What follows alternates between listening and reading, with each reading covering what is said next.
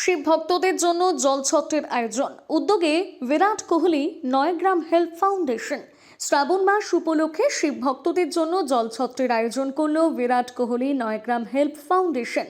শিবের মাথায় জল ঢালতে যাওয়া ভক্তদের কথা মাথায় রেখে এই বিশেষ উদ্যোগ নেওয়া হয়।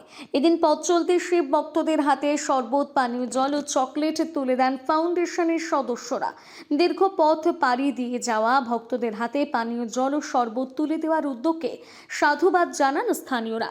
কর্মসূচিতে উপস্থিত ছিলেন ফাউন্ডেশনের সভাপতি অনিকেত আচার্য, সম্পাদক প্রতীক পরিয়ারি, সহ সম্পাদক অমরজিৎ রানা এবং সদস্য অবিনাশ পরিয়ারি, কৃষ্ণেন্দু পরিয়ারি ও অক্ষয় পালুই সহ অন্যান্য সদস্যরা।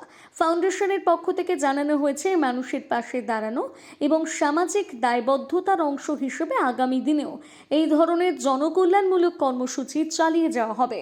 নয়গ্রাম থেকে জয়দেব ভক্তার রিপোর্ট, সানন্দা নিউজ।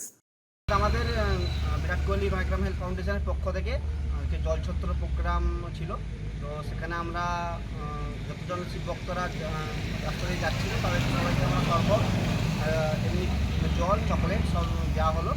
তো আমাদের ফাউন্ডেশন গত 1 বছর ধরে বিভিন্ন রকম সমাজসেবামূলক কাজ করছে।